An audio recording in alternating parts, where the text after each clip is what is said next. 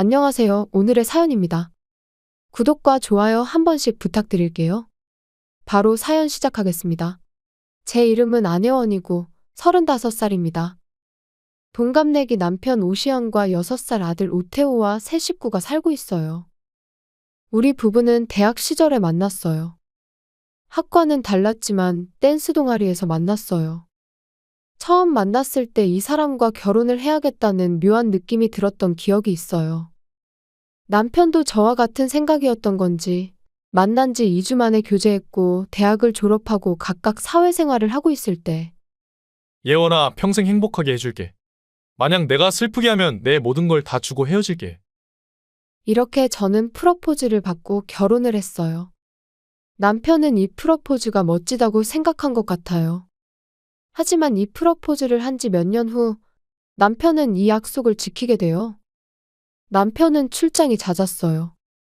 한 달에 3분의 1은 집을 비울 정도니까요. 저도 아들이 3살 때 직장에 복귀했어요.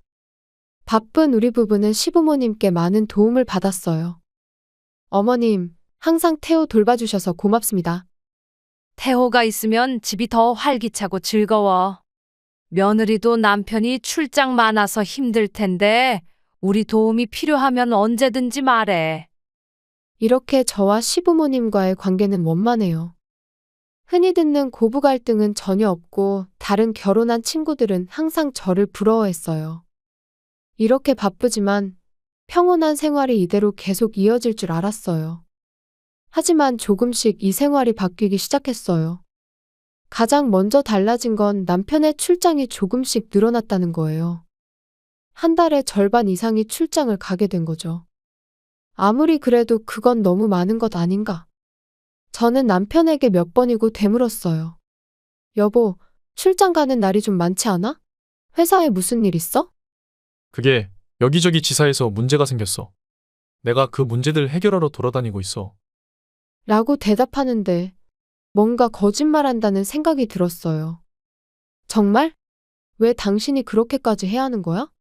꼭 가지 않고도 해결할 방법 있지 않아? 아니야? 이런 건 직접 가서 해결해야 하는 거야. 원격으로 할 수 있는 일이 아니야. 라며 얼버무리는 거예요. 뭐, 이렇게 바쁜 것도 잠깐뿐일 거라고 생각했어요. 문제가 계속 생기는 건 아니니까요. 그렇게 생각하며 잠시 이 상황을 지켜보기로 했어요. 그로부터 2개월이 지났어요. 여전히 남편의 출장은 늘어만 갔어요. 어떻게 해야 하나 싶었는데 또 다른 변화가 나타났어요. 우리 가족의 생활비는 부부가 반반씩 부담하기로 되어 있고 매월 초에 정해진 금액을 정해진 계좌로 입금하기로 되어 있어요. 그런데 지난달부터 남편의 입금액이 줄어들었어요. 지난달에는 30만 원 정도 적었고 이번 달에는 50만 원이나 적었어요. 월세도 이 생활비에서 충당하고 있기 때문에 남편의 입금이 적으면 일단 제가 보전할 수밖에 없었어요. 남편은 도망치듯 출장을 가버려서 다음 달에도 생활비 입금액은 또 줄었어요. 이제 인내심이 한계에 다다라서 남편에게 말했어요. 왜 정해진 생활비를 입금하지 않는 거야? 남편은 조금 당황한 표정으로 말했어요. 아니, 요즘 회사 사정이 안 좋아서. 지금 월급이 적게 나와서 나도 생활이 힘들어. 내가 부족한 생활비를 보전하고 있는데 아무렇지도 않아. 물론 미안한 마음도 있고 고마운 마음도 있어. 하지만 지금 나도 힘들어서 어쩔 수 없어. 남편은 그렇게 말하고는 도망치듯 자기 방으로 들어갔어요. 그리고 다음 날부터 역시 출장을 또 갔어요. 우리 부부의 관계가 삐걱거리고 있을 때 퇴근길에 아버지에게 전화가 왔어요. 딸, 오늘 사위 출장 간다고 하지 않았어? 맞아요. 어제부터 출장 중인데 왜요? 그게 말이야, 회사 근처에서 사위를 봤어. 큰 캐리어를 들고 있어서 눈에 띄었거든. 그래서 바로 사위인 걸 알아봤지. 실제로 남편은 어제 큰 캐리어를 들고 출장을 떠났어요. 이번 일정이 4박 5일이었기 때문에 그만큼 짐이 많았을 거예요. 그런데 회사 근처에서 봤다면 아버지에게 알려줘서 고맙다고 하고 전화를 끊었어요. 저는 그대로 폰으로 남편에게 메시지를 보냈어요. 여보, 지금 어딨어? 그랬더니 바로 답장이 왔어요. 왜? 출장 중이지. 그렇구나.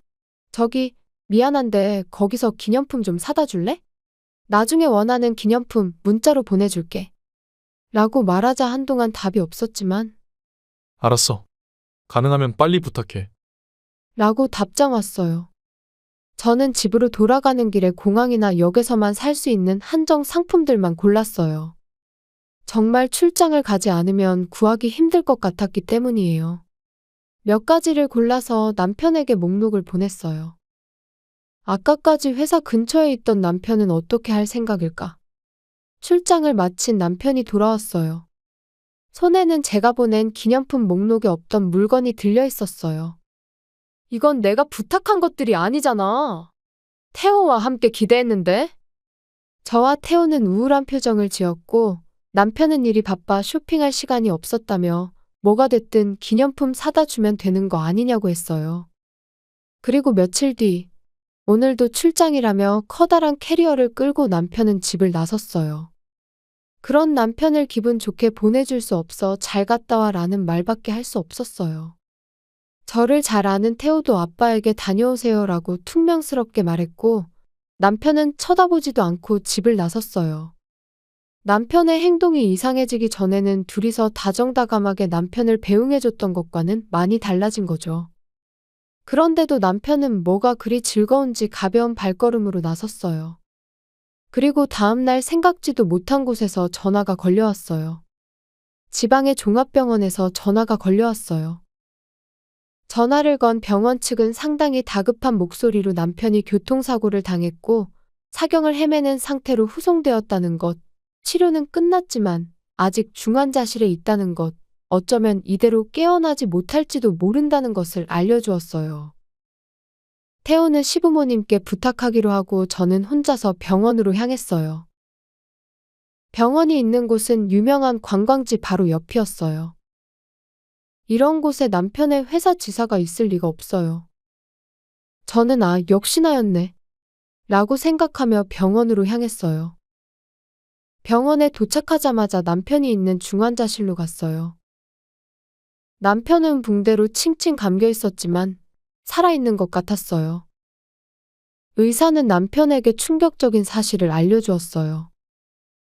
사고의 원인은 남편이 빨간불을 무시하고 교차로를 침범한 게 원인이라고 했어요. 사고가 난 상대 차량과 정면으로 부딪혀 동승자들이 모두 부상을 입었다고 했고요. 참고로 남편의 차 조수석에 타고 있던 여성도 이 병원에 있었는데 의식이 있고 경미한 부상이라 지금은 일반 병동에 있다고 했어요. 저는 나중에 만나보러 가야겠다고 생각했어요.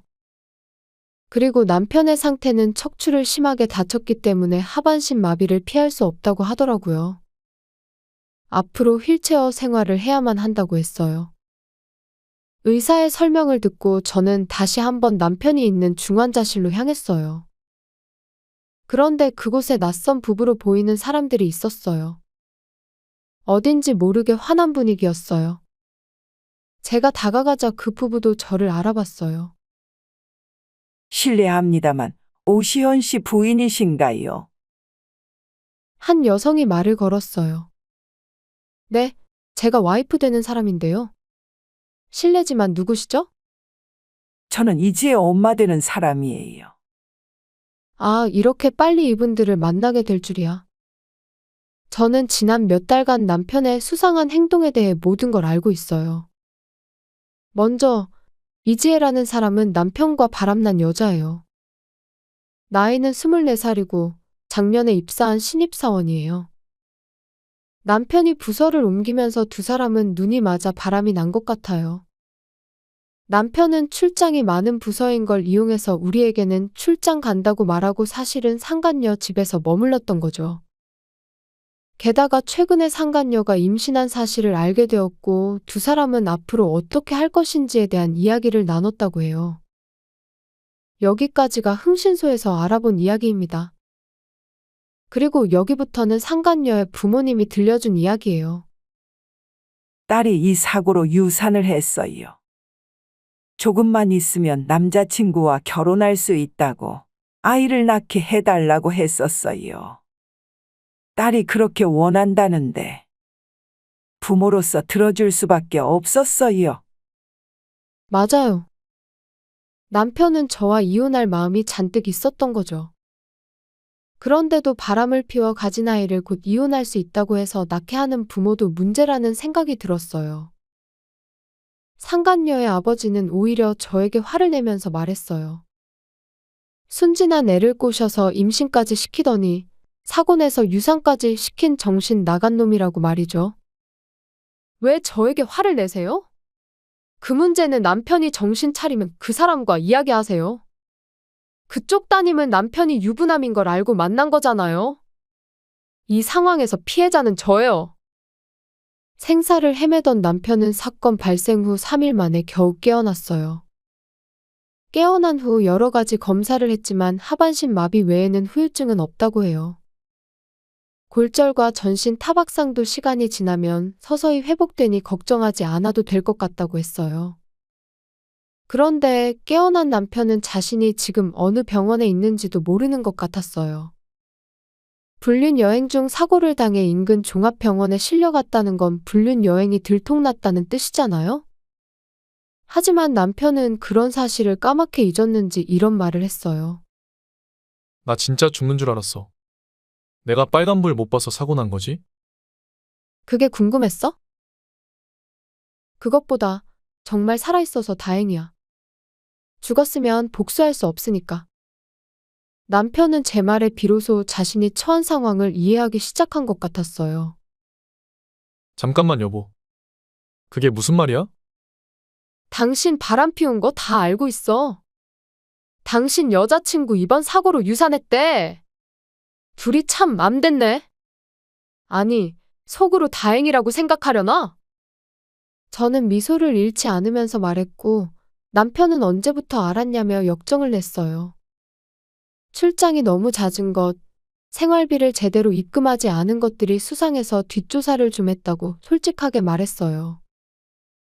그리고 상간녀 부모님이 깨어나기만을 벼르고 있으니 각오 단단히 하는 게 좋을 거라고 겁도 줬어요. 계속 미소 지으며 얘기했더니 남편은 무척 당황해했어요. 자, 그럼 이제부터 우리 이혼에 대해 이야기 좀 해볼까? 바람도 피우고 거기다 불륜 여행 갔다가 하반신마비 된 남자와 나는 더 이상 살고 싶지 않으니까! 그렇게 말하면서 저는 남편이 깨어날 때까지 변호사에게 상담받은 위자료가 얼마인지를 알려줬어요. 당신이랑 상간녀한테 위자료 3천만 원씩 청구할 거야. 나는 착한 사람이니까 최근 몇 달 생활비 부족한 건 따로 받지 않을게. 단 그 여자가 위자료 못 내겠다고 하면 당신한테 2배로 청구할 거니까 잘 설득하는 게 좋을 거야. 남편의 얼굴이 서서히 굳어져 갔고 이건 아직 시작에 불과했어요. 상간녀 부모님이 당신 운전부주의로 사고 났으니 치료비랑 이것저것 청구할 거래. 그리고 태호는 내가 키울 거니까 양육비는 매달 꼬박꼬박 입금 잘하도록 하고. 그리고 사고 말인데. 당신이 신호 위반해서 일어난 사고잖아? 그래서 상대방한테 줄 돈 준비해야 할 거야. 그건 보험 처리하면 되잖아. 그렇긴 한데 사고 난 차가 뭔지 기억 안 나? 벤틀리던데. 그리고 거기 3명 타고 있었는데 모두 병원에 입원했어. 수리비랑 치료비를 합치면 보험으로는 택도 없을 거야. 남편은 이미 모든 것을 포기한 듯한 표정을 지었어요. 그리고 저는 이혼 신고서를 받아와 남편에게 사인해달라고 했고 시부모님도 인연을 끊고 싶어 한다는 사실을 전했어요. 이 말에 남편은 고개를 갸웃거렸어요. 엄마 아빠가 겨우 바람 피운 것 가지고 연을 끊는다고? 왜냐면 나랑 태호를 계속 배신한 거잖아. 당신이 한 행동에 어른답게 책임지도록 해. 남편은 겨우 바람이라고 말했지만 그것 때문에 주위 사람들은 불행해진 걸 이해했으면 싶었어요. 예전에 나한테 했던 프러포즈 기억나? 만약 내가 슬프게 하면 내 모든 걸 다 주고 헤어질게? 라고 말한 거. 약속 지킬 거지? 지금 살고 있는 아파트랑 살림살이들은 모두 내가 가질 거니까 다시는 우리 집에 오지 마! 남편은 이제 빈털터리가 됐어요. 아무 대답도 못하는 걸 보면 혼이 나간 것 같았어요. 그 후에 저는 남편과 정식으로 이혼했어요. 전 남편은 여기저기 돈 때문에 독촉에 시달리는 것 같았고 다니던 회사에서는 당연히 해고를 당했어요. 사내 불륜과 교통사고를 낸 것 등이 겹쳤기 때문이죠. 한편 저는 혹시라도 전 남편이 우리 집에 찾아올지도 모른다는 생각에 이사했어요. 시부모님께도 친정 부모님께도 전 남편에게는 행방을 알리지 말아달라고 입막음을 해놨어요. 태호는 유치원도 옮겼는데 아빠는 전혀 찾지 않고 새로운 곳에서 친구들도 사귀며 재밌게 다니고 있어요. 저는 앞으로 태호의 행복을 위해 열심히 살겠습니다. 시청해주셔서 감사합니다. 그럼 다음 영상에서 다시 뵙겠습니다.